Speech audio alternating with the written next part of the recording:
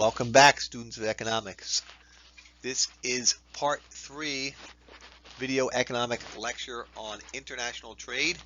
There are 2 previous videos covering the topics related to trade. If you have not watched parts 1 and parts 2 about the economic principles and concepts related to specialization in trade, highly suggest you do so before moving on to this video. Take a moment to observe the economic data and scenario being painted by the production possibility frontiers for the United States and Brazil.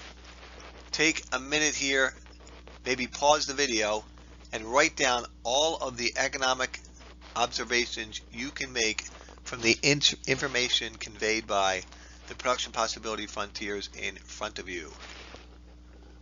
Okay, welcome back. I assume you paused the video. What observations did you make? Here are the observations you should have been able to make on your own. All right, first let's talk about the shape of each curve. Both the United States and Brazil have a linear production possibility frontier, which means what? Constant cost along the curve. All right, the trade-off for one good will remain the same throughout the production possibility frontier. Well, which two goods? On the vertical axis for both the United States and Brazil, we're graphing potential production of coffee in tons. On the horizontal axis, we're graphing potential production of wheat per tons. Now remember, production possibility frontier represents absolute limitations of production for a given time. We could assume that these are the production possibility frontiers for these two nations for 1 month. What other economic observations should you at this point be able to make on your own? Let's talk about the Adam Smith version of international trade, his ideas behind trade. Absolute advantage. All right, which country can produce more coffee and which country can produce more wheat per month? In Adam Smith world, which nation has an absolute advantage in producing each product? All right, well, the United States can produce 30 tons of coffee. Brazil can only produce 20. Absolute advantage, United States. The United States can produce 30 tons of wheat. Brazil can produce only 10 tons of wheat. Absolute advantage, again, United States. If Adam Smith's concepts, principles, and ideas were the only economic principles ever considered for trade, there would be no reason for these two countries to consider specialization in trade. Along comes David Ricardo sometimes later. He introduces to the economic world and the economic thinking an idea called comparative advantage. In other words, even though the United States can produce more of both goods, it still makes sense for each nation to specialize in producing the product in which they enjoy what Ricardo calls the comparative advantage. How do we know comparative advantage? How do we calculate comparative advantage? All right, in simple English, the United States is more better at producing one of these two products. Brazil is less worse. And as it turns out, it makes sense for both nations to concentrate their economic efforts to concentrate their scarce, limited resources into producing a product in which they enjoy the comparative advantage and trade for the other product. So, we can see this mathematically. Where does the United States dominate? In other words, where are they seriously trumping Brazil? If you look on the horizontal axis, the United States can produce 30 tons of wheat. Brazil can only produce 10. That's 3 times the amount, right?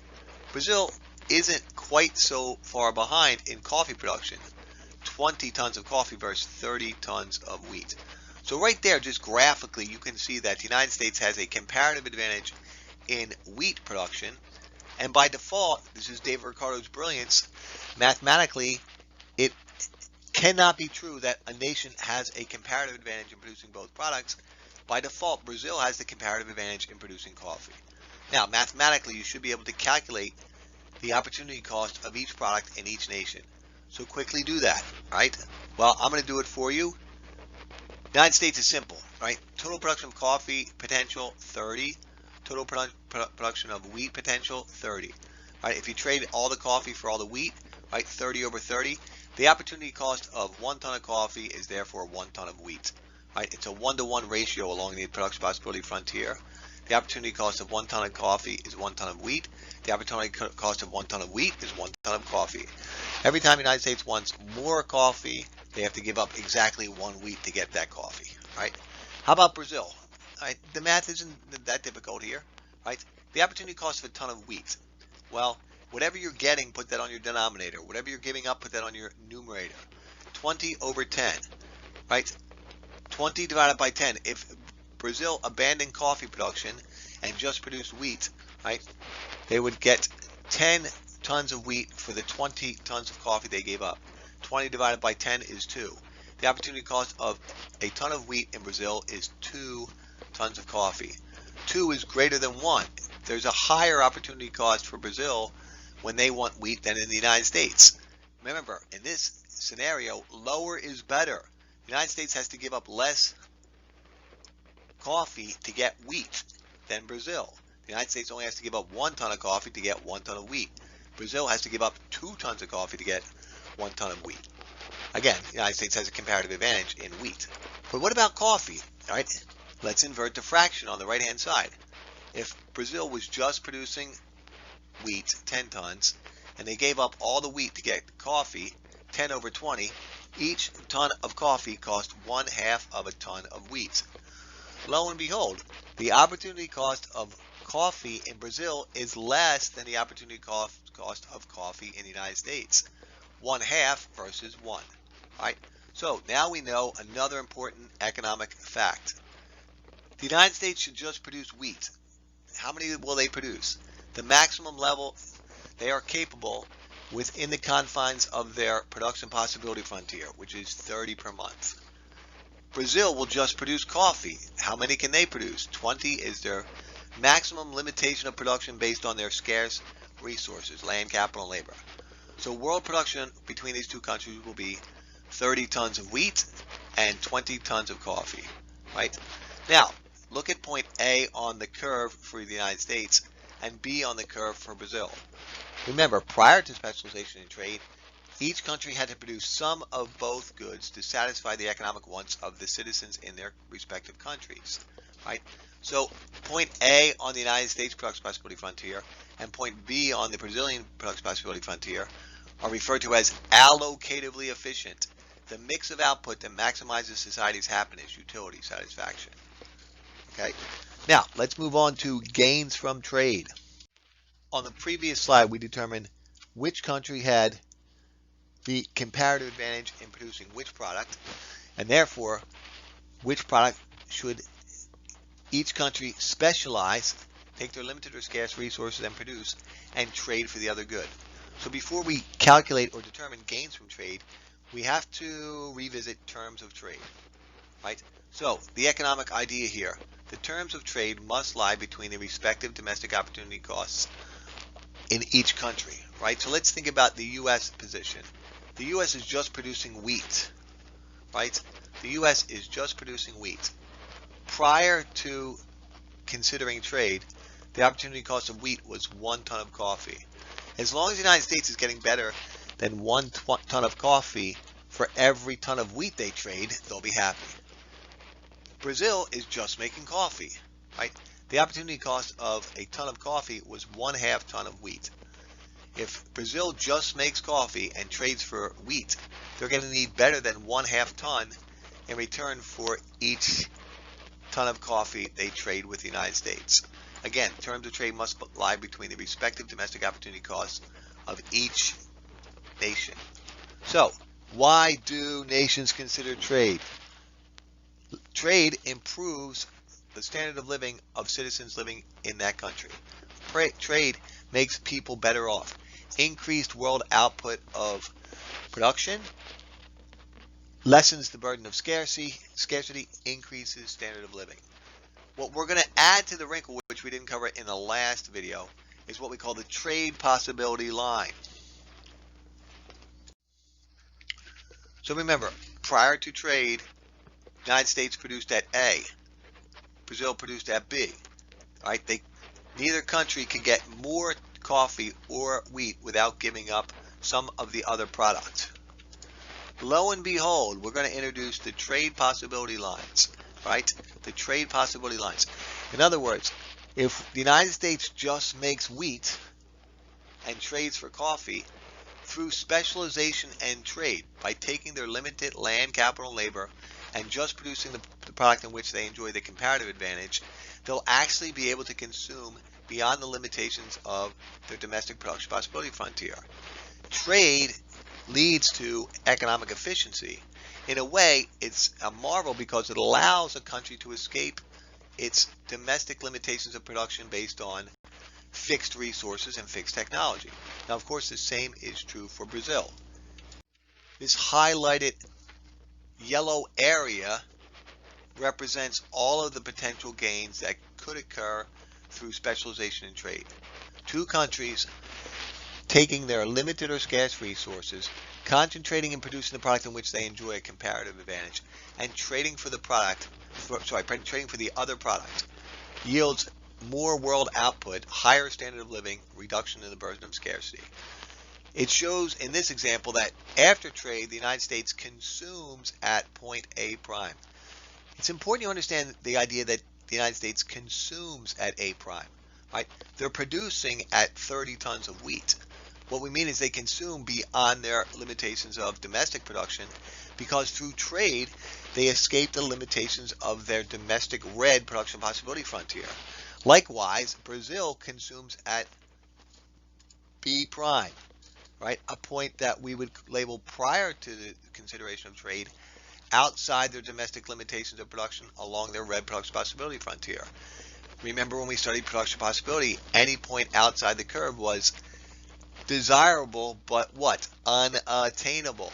In this case, right, Brazil actually attains consumption beyond their domestic limitations of production. That's the beauty of trade. It increases economic efficiency. If trade is so marvelous, why do nations sometimes erect trade barriers?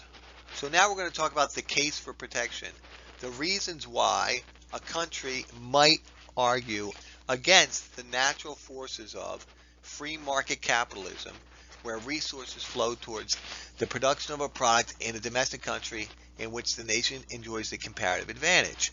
So let's go over some of these ideas of the case for protection. The first idea, military self-sufficiency. A nation may determine that the production of a certain good or a certain part that's related to military output needs to take place domestically for security reasons.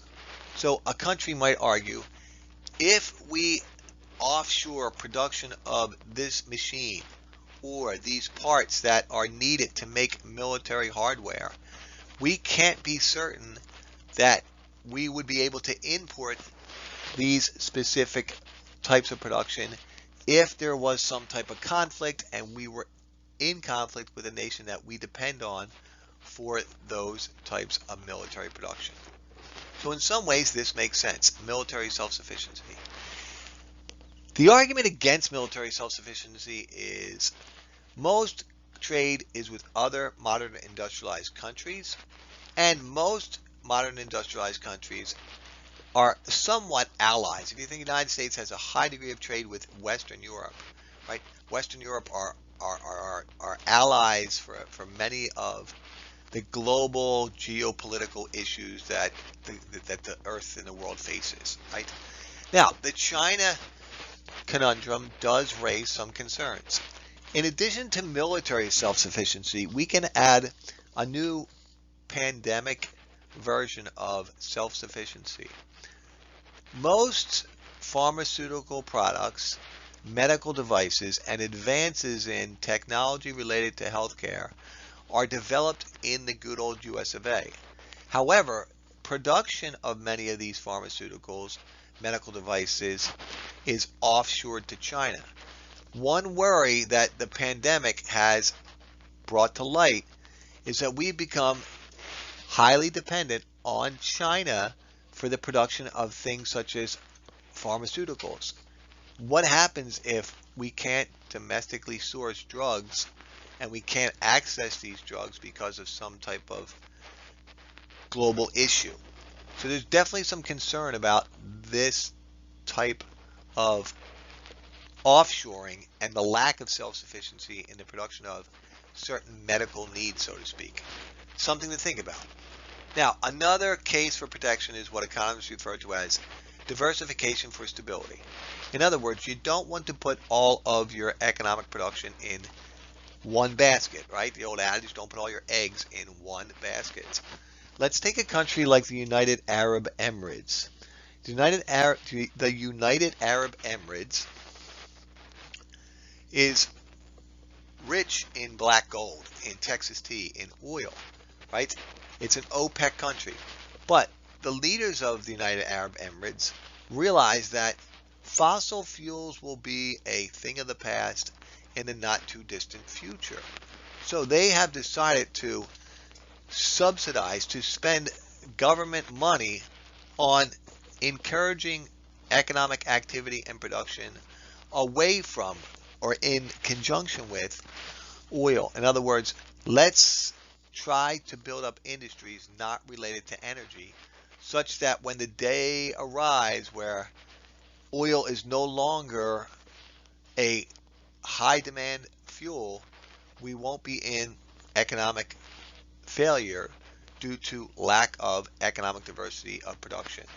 So this does make some sense for nations to attempt to achieve stability of their economy by diversifying the types of output generated within that nation. Infant industry. A nation, a country might argue that its heavy production of some type of manufacturing needs protection from global players, the large players in an industry, because the new companies have not yet had time to achieve the level of efficiency as the existing producers or players in that industry. The perfect example of this is the automobile industry and South Korea, right? The two South Korean automobile producers you're most familiar with are Hyundai and Kia. Both of these companies started off as parts manufacturers. If you think about one of the principles studied in microeconomics, it's called economies of scale. Without going into too much detail, because it's generally a longer explanation, this simple version of economies of scale. A company that has invested copious amounts of money in machines and equipment, so made a large capital investment, needs to produce a large number of units to make that investment worthwhile. So if you think about your typical automobile plant, they erected a factory and they invested in millions of dollars worth of machinery. It makes economic sense to undergo this capital investment when you crank out a large number of output, because you're now using the capital efficiently. We call it efficient capital, which drives down the average total cost per unit of production. If a new company enters that industry, their level of production will not be large enough to achieve that same level of efficiency, that low average total cost of production that is generated through economies of scale through investment in efficient capital. So governments may argue that new producers in their domestic setting need some type of protection, and therefore government funding to assist them between the time they start and the time they get up and running to the time they're able to achieve those economies of scale. The argument against infant industry protection is, when do you pull the plug? In other words, when is it becoming unfair that a government is artificially assisting a domestic producer? Now, the next one, protection against dumping. There are two ideas or connotations about economic dumping. The first is when a product is produced in country X but sold in country Y at a price lower than country X. Now, remember the idea of exchange rates. You always must consider, okay, if some good is produced in Japan and sold in the United States, you have to first calculate what the cost of that product is in Japan, and then translate that cost into dollars using an exchange rate. This idea of selling a product in a foreign market at a price lower than it is sold domestically is generally not the major concern of watchdogs such as the WTO, the World Trade Organization. A stronger version of dumping refers to a situation in which a product is sold in a foreign country at a lower price than it costs to produce domestically, right? Not a lower price than it's sold domestically, but actually sold for a lower price than it's cost to produce. If you think about what this idea is conferring, you might think in your head, how and why would any company ever sell a product at a price lower than their cost of production, right? If it costs $100 a unit to produce it, you can't be in business selling it for $80. However, if the government makes up for the losses, in other words, you sell 100 units and you sell each unit at 80, even though it costs you 100 per unit, and then the government simply writes you a check 100 times 20 to make up for your losses, you can be a sustainable going concern. Your business can keep going. The reason why this creates major concern in economies around the world, if a country is guilty of this practice, dumping, selling a product in a foreign market for less than it costs to produce domestically, it's going to interfere with the competitive forces of free market capitalism. It will be impossible for the existing firms to compete with a price when a new foreign competitor is selling a product at a price lower than cost of production. So in economic terms, it's a matter of fairness. And these companies who are guilty of such practices can be taken to court in the World Trade Organization. Cases can be brought against them. But here's the issue. By the time these cases finally get in front of the World Trade Organization, the damage is most likely done. In other words, if you think about existing manufacturers, this happened in the United States, existing electronics manufacturers were put out of business when China companies, they're sometimes called SRO, state-run organizations, sold products in the United States at prices lower than the cost of production in China, and they simply received subsidies from the Chinese government to make up for their losses. The U.S. competitor, the U.S. producers would finally just fold business because they couldn't lower a price any lower than their cost of production. So they would have to file for bankruptcy. By the time the case got to the World Trade Organization, it was too late. Now the last two are pretty simple. A nation might argue that they simply need to increase domestic employment. So in other words, we're going to protect from certain imports because we want to protect domestic employment. And then a similar argument is that a nation might make an argument for protection based on the idea that the foreign producer has a rich labor source, rich meaning number and numbers and numbers of people, not rich meaning how much the laborers are paid, that there's thousands or millions of inexpensive labor to be had, and therefore their cost of production is much lower than what could ever happen domestically, and this seems unfair. In addition to the cheap foreign labor arguments, there is also something to be said about work conditions, humanitarian concerns. In other words, you've all heard the term sweatshops, where younger people are put to work, wages are ridiculously low, the work environment is unclean and or unsafe. So these are areas of concern and may be a legitimate reason for a domestic producer to raise a case for protection. Now that we understand some of the economic rationale presented by governments to protect domestic industry, let's talk about some of the tools used by governments to interfere with or intervene in free market capitalism and specialization in trade, disrupting the natural flow of specialization in trade. The first one is something you're probably all familiar with, tariffs. A tariff is simply a tax on an import. Right? A company in country B is interested in exporting its product to citizens in country A. Country A is worried about the domestic producers of that product, so country A allows the product to be exported from country B to country A, but slaps a tariff on the product. Let's assume that the product was going to sell for $12 prior to the tariff, and now a $2 tariff is slapped on the product. Obviously, it's a higher price. We know there's an inverse relationship between price and quantity demanded. Domestic consumers now view the imported product as slightly higher priced and then maybe less desirable, and therefore purchase less of it. All right, that's the economic rationale behind tariffs. Now, a little bit of history of tariffs.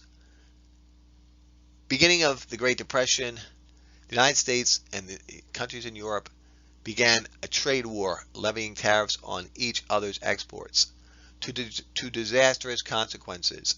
It brought world trade to a halt at a time when any and all economic activity was welcome, so it was like pouring water on a drowning man. It made the Great Depression even worse when international trade suffered so immensely. Right? Now, post World War II, countries, modern industrialized nations, began to realize tariffs didn't really benefit anyone, because if country A levies a tariff on country B's exports, then obviously country B will retaliate by simply levying tariffs of their own, and that creates a trade war. So through the General Agreement on Tariffs and Trade, GATT, G-A-T-T, and then later the WTO, the World Trade Organizations, modern industrialized nations began to agree that tariffs were not a good economic idea. They began to eliminate or at least significantly reduce tariffs. This was the case for quite some time until the United States started to engage with trade with China and run significant trade deficits with one country. 2016, Donald Trump runs on one of his campaign ideas, intervening in the huge trade deficit the United States has been incurring with China by accusing China of circumventing or downright ignoring World Trade Organization rules, and promises to levy huge tariffs on Chinese exports to America. Donald Trump wins election over Hillary Clinton. Donald Trump keeps good on his promises. Donald Trump begins a series of tariffs on Chinese exports to discourage American consumers from purchasing these products, and the tariffs represent revenue for the government. So earlier we said that a country levies a $2 tariff on an imported product. All of those tariffs, those taxes, become revenue for the federal government. China obviously not going to sit back idly and allow the United States to levy tariffs without some retaliatory strike. China begins to levy tariffs on American exports to China. One industry in particular was damaged quite substantially. Agriculture, U.S. farmer, more specifically soybeans. U.S. soybean farmers were enjoying a heyday because there was significant demand for soy from Chinese customers. U.S. soy farmers were breaking records for exports from the United States to China. Unfortunately, China decides to retaliate to the American tariffs with tariffs of their own, raising the price of soy imports from the United States. To meet the burgeoning demand, the large demand in China, China turns to another source for their soybean, and that is Brazil. Brazil was happy to fill the gap. Brazil was happy to sell soybean to China at a price without a tariff. This is bad for the American farmer for two reasons. One, because they lose all the sales, and number two, long term, there could be communications and logistics supply lines built between Brazil and China to discourage the Chinese from re-engaging in the trade they had with the American farmer prior to the trade war. Generally speaking, economists are against tariffs for those reasons. In addition to tariffs, there are some non-tariff barriers. These include voluntary export restrictions, licenses, import quotas, and export subsidies. So, example of a voluntary export restriction. Right, the most notable example of what we call VERs. Japan imposed a voluntary export restriction on Japanese exports to the U.S. as a result of the American pressure in the 1980s. So Americans began flocking to Japanese imports of automobiles for two reasons. High prices of gasoline made fuel-efficient cars quite attractive, and Japan automakers were making small fuel-efficient automobiles, and the Japanese automobile manufacturers were producing much higher quality than the big four. For a while, there were four big companies in the United States: GM, Ford, Chrysler, and American Motor Company. Chrysler ended up eventually buying or merging with American Motor Company. So the Japanese voluntarily agreed to export restrictions, and it made good economic sense for the Japanese, because they realized you don't bite the hand that feeds you, so to speak, right? 1 out of every 18 American worker at this time was directly or indirectly related to the U.S. automobile industry. So the health and well-being of the U.S. automobile industry also connected to the health and well-being of the U.S. economy. Japan didn't want to dominate the market. They just wanted to participate in the market, right? Another non-tariff barrier would be what we call licenses, right? Licenses. So this is simply a way for a country to make imports into their nation much less attractive, because they create basically headaches, right? They create basically headaches. Let me give an example of this. The United States farmer has been using pesticides and fertilizers for years on the crops. Scientists around the globe have researched the possibility that these pesticides and fertilizers are somehow harmful to the human body. For decades or more using these pesticides have provided no evidence to this effect. However, the European Union restricts U.S. exports of certain agricultural products based on licensing, accusing these products of being unsafe because they've been treated with certain pesticides or fertilizers.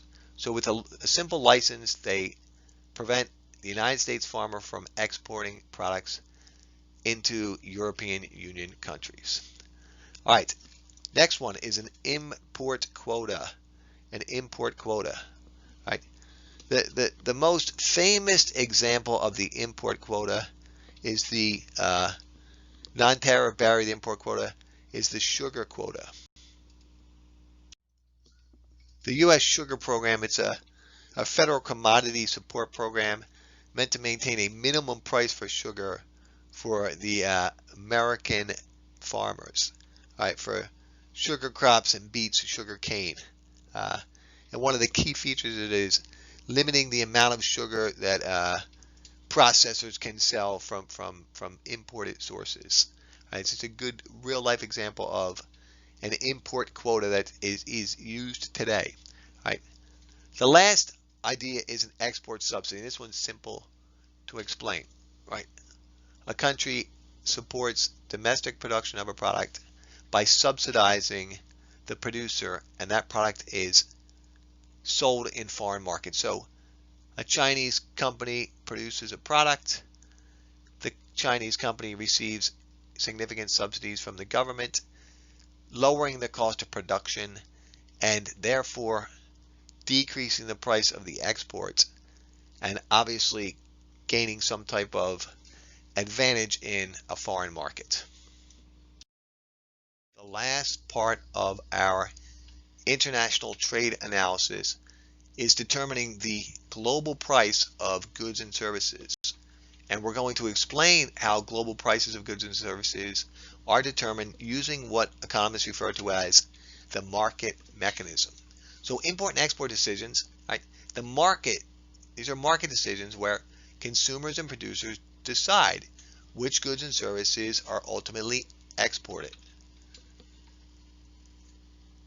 In an earlier chapter, we studied markets in detail, and we discussed in detail how demand is a schedule of the various amounts of a good or service that buyers are willing and able to purchase, series of prices, specified amount of time, and how supply is the various amounts of a good or service that producers are willing and able to make available for sale, right? Series of prices, again, specified amount of time. We explained how the rationing function of prices and the invisible hand ultimately determines equilibrium. What we're going to do is use this same logic, the same economic logic, but instead of just talking about the domestic forces of supply and demand, we're going to discuss the international forces of supply and demand, import and export supply and demand. Now, the terms of trade not only help us determine which nation will produce which good based on comparative advantage, it will also help us figure out the willingness of market participants to buy and sell goods and services at various prices. So let's dive further into our supply and demand analysis of exports and imports. So when we talk about the amount of goods and services a nation will import or export, what we have to analyze here is the difference between equilibrium world price and equilibrium domestic price. Let's skip down to the bullet point labeled domestic price. In a closed economy, a nation that does not trade, determining price is simple. Market forces of supply and demand, domestic producers, domestic consumers, domestic sellers, domestic buyers. Market forces of buyers and sellers helps us determine the equilibrium price. If, however, a nation opens up its economy to trade, the world price of a good or service will equate to and be determined by quantities supplied and demanded globally. So we're going to have to construct what is known as the export supply and the import demand of any product or service to determine global price of that product or service. We're going to use market analysis to determine the global price of a pound of aluminum. In front of us is the U.S. domestic market for aluminum. There are U.S. producers of this metal, the upward sloping supply curve. We have domestic demand, the downward sloping demand curve. As if led by an invisible hand, the rationing function of prices, the domestic market in the United States comes to equilibrium at $1 per pound of aluminum, 100 pounds of aluminum bought and sold. What happened if price were higher at $1.50? Well, we would have a domestic surplus of aluminum because quantity supplied at $1.50 is much higher at 150. Quantity demanded is only 50. So the difference between quantity supplied and quantity demanded at $1.50 is 100, to be a market surplus of 100 pounds of aluminum. What about a lower price at 75 cents below equilibrium price? Well, we'd have a market shortage because demand at 75 cents, quantity demanded at 75 cents is 125 pounds. Quantity supplied is only 75 pounds. The difference between 125 and 75 is 50. So at a domestic price of 75 cents, there would be a domestic shortage of aluminum of 50 pounds. Now we need to construct the U.S. export supply and U.S. import demand for aluminum. Analyze the section of the supply curve, the U.S. domestic supply of aluminum, at all prices above equilibrium price. Superimpose that section of the supply curve over on the right. We've now constructed the U.S. export supply of aluminum. U.S. producers of this metal would be willing and able to export 50 pounds of aluminum if the global price was $1.25 per pound. Using similar logic, look at the section of the demand curve below the equilibrium price of $1. Superimpose that section of the demand curve over on the right. We've now constructed the U.S. import demand for aluminum. If global price of aluminum is 50 cents, U.S. import demand would be 100 pounds of aluminum. If the United States existed in a closed economy, there would be no further analysis. The domestic market, the U.S. domestic aluminum market, would represent the price of aluminum.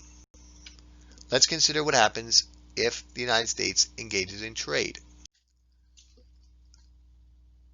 On this slide, we introduce the Canadian domestic aluminum market. Canadian producers, represented by the upward sloping supply curve. Canadian buyers, the downward sloping demand curve. Again, the rationing function of prices in the invisible hand bring the Canadian domestic aluminum market to equilibrium at a price of 75 cents per pound of aluminum, 100 pounds bought and sold. Take note, on the vertical axis it says price per pound in US dollars. So I know we're analyzing the Canadian domestic aluminum market.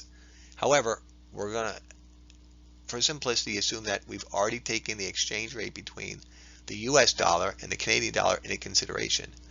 Exchange rates are covered in much more detail on a further economic video, the next international trade video. Using similar logic that we employed to determine the U.S. export supply and U.S.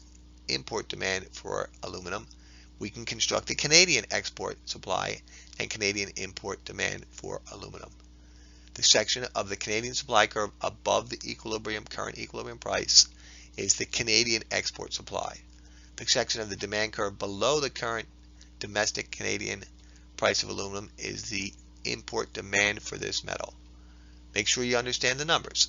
If the world price of aluminum is $1.25, Canadian producers would be willing and able to export 100 pounds of aluminum. If the global price of aluminum was 50 cents, Canadian buyers would be willing and able to import 50 pounds of aluminum. The heavy lifting is over, so to speak. On the two previous slides, we determined the U.S. export supply of aluminum along with the U.S. import demand for this metal. We also determined the Canadian export supply and the Canadian import demand for aluminum. Now we bring together the market forces, the U.S. export supply of aluminum along with the Canadian import demand, coupled with the Canadian export supply and the U.S. import demand.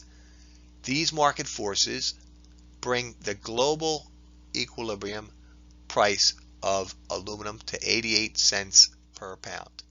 So, considering the export-import forces of both countries, the global price of a pound of aluminum, 88 cents per pound.